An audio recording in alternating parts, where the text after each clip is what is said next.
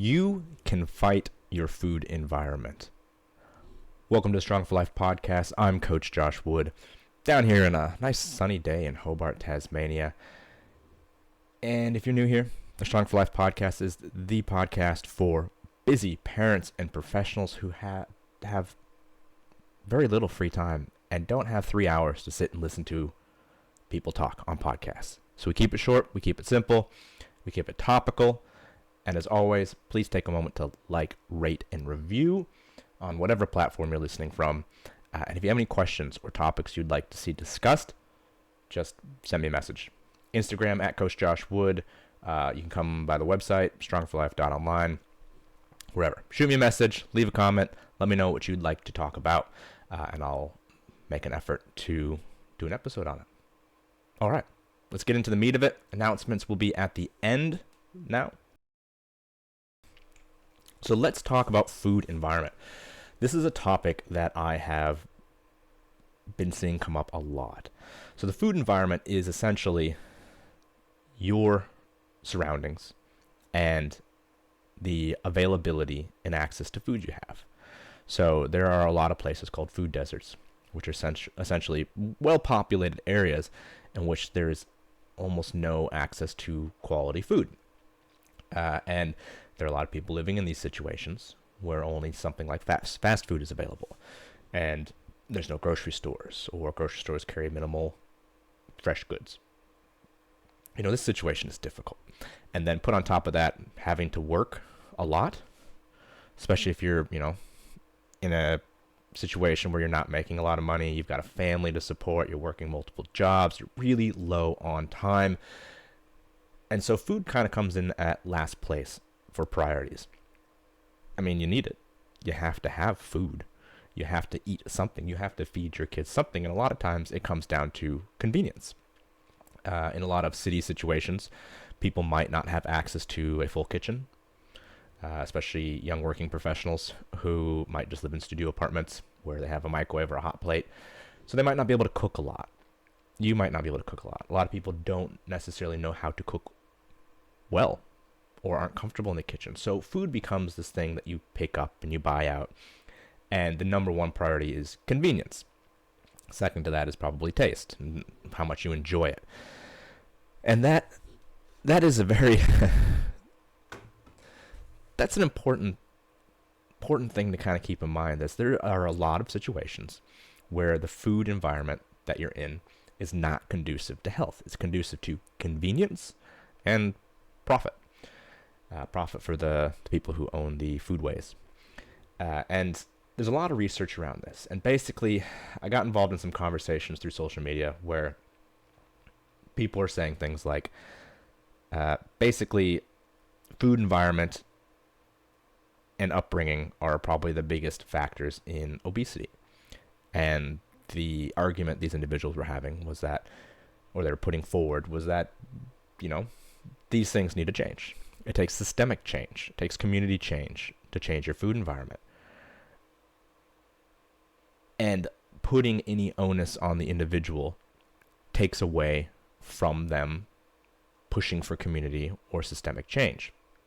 And that would be things like regulation on what can be in what area, how close grocery stores can be to each other, like what foods can be provided, that kind of thing. And I heard that, and all I could think of was, so you just want to disempower everyone and say, hey, it's not your fault. You don't have a choice at all. It's someone else's fault. It's the system's fault. And I heard that, and I was like, nah, no way. You can't tell people they don't have a choice. You can't tell people they don't have power over their own lives. Ever. There are things we cannot change on our own. There are systemic and societal things that we can't change. By yourself, you cannot change that. But it's a reality. It's the system in which you live. And my take is always, whenever possible, to give people power, to empower people, to help them see that there are always choices to make. And I was arguing, no, sorry, I wasn't arguing. We were discussing I was discussing with a couple people about this. One guy was sort of a tech guy, and one is a very respected fitness professional. And although the data says that those are big influencing factors, my whole shtick is eat like an adult, which means making conscious choices. Eating like an adult means making conscious choices and taking ownership of the outcomes. You can be pretty damn healthy eating at McDonald's. I know that's probably going to get me shouted at, and someone's going to be like, seed oils. But really, if you're in the US or North America or Europe, it's a little harder in Australia. The menu is not as big and things are more expensive. But in general, fast food has fast and better options. You don't have to eat a Big Mac with a large fries and a liter of Coca-Cola. Like, if you're sitting here telling me, well, they're living in a food desert and that's all that's available, I call bullshit. That's all that's available. No one's making you eat 1,000 calories in each meal of just oil and sugar. No one's doing that. And so my take was that, yeah, your environment sets you on a certain path. It puts you in a certain playing field. But how you navigate that is up to you. You have to decide that you're going to take charge of your life in the best way you can. That's all we can do. All we can control is our actions within our environment. And if one person can convince another person to take personal responsibility, then you start building out this ripple effect that more and more people go, hey, you know what? We do have a choice. And then that's how you change the community. That's how you change the environment. When lots of people decide that they're not going to take that anymore, things change. But it starts by not telling people you don't have a choice because of your environment. I will not support this victim mentality. I'm not going to be like, yeah, you're a victim and you should just own that and just accept it and hope someone else makes change. No. You can always make better choices. You can always do a little bit better. It might not be perfect, but don't let perfect be the enemy of good enough. I was getting a little bit worked up. Sorry. I was getting a little worked up on this topic because I'm like, yeah, okay, sure. The evidence says this makes it hard. But the stories that inspire us and have always inspired humans are the stories of overcoming adversity. We love those stories. Nobody wants to hear a story or tell a story to their kids about someone who had a shitty life situation and said, yep, it's shitty, so I'm just going to accept that and make no changes and take no ownership of my life and sit here and accept how things are. That's a boring and depressing story. But someone making the best of a difficult situation is inspiring. And this goes way back to, I don't know, maybe 6 months ago or whatever, when I did a podcast about how you are the best inspiration for the people around you.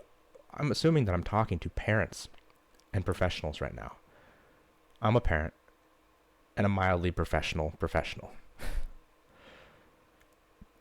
People look up to us. And if we want to see change, you have to be the change. And that means using the unlimited free information we have on the internet to educate ourselves if necessary, to go to a library, to see someone who is being successful in their domain and ask them how they're doing it. And then go, okay, well, what part of that can I action? I don't eat a lot of fast food because it's not very cheap. Got a family, we cook most of our food where we can. It's much more cost effective. But, if I'm on the road, if I'm traveling, yeah, I'm going to go to McDonald's. Am I going to get the largest of everything? No. Am I going to try and choose better options? Most of the time. It's one thing to have a treat. It's another thing to turn those treats into your diet. So actually saying, okay, there's 1,000 things on this menu. What is going to be the best for me? Well, I need to get some protein in. So, all right, chicken, beef, easy. No problem. All right, well, I want to bit of protein, and if I can, let's get some veggies. All right, so you know what? A burger has lettuce and tomato on it. Cool. Or maybe I get a salad with chicken if I'm more veggie prone, more veggie interested. Great. Got some protein, I got some veg, a little bit of carbohydrate. All right, well, you know what? Chicken on bread with a bit of lettuce and tomato ain't the worst thing in the world. All right. I need a little bit more to get me through the day. I can't just live off 300 calories of chicken sandwich. I'll get a small fries. I'll get a side of whatever. But I'll get a small one. And I won't get a full sugar drink. I might get a Diet Coke. I might get a juice, which is a bit sugary, but still has some nutrients in it. You can always make a better choice. And you know what? It's cheaper to eat less than it is to eat more. So getting smaller options saves you money. And if you're not full, either we have to work on why you feel like you need to eat more, which is more complicated, or we need to fill up on real food. If you're just drinking calories through sugary drinks, you're never going to feel full. So there's lots and lots of ways to navigate a poor food environment. But the first step is saying, I need to do better. And I want to do that, either for myself or the people that look up to me. And that's all I really want to say today, is that no matter what the situation is, you still have choices to make. And how you navigate that environment is up to you. And not everybody has the same footing in life. But you choose what that means to you. You choose how you're going to live in that situation. And food environment is a hard thing to navigate. But you can navigate it. And you can change your micro food environment. The food environment in your home. The food environment in your life and in your community. By making better choices. They don't have to be perfect. You don't have to do everything perfect right away. But every time you make a better choice, it becomes easier and they stack up.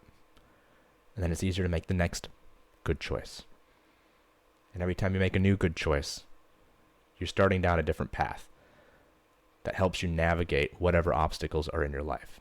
It doesn't just apply to food, but the idea of food environment and personal choice has been a big topic lately. So if you have any thoughts, feelings, questions, concerns on this topic, let me know. I'm happy to discuss them.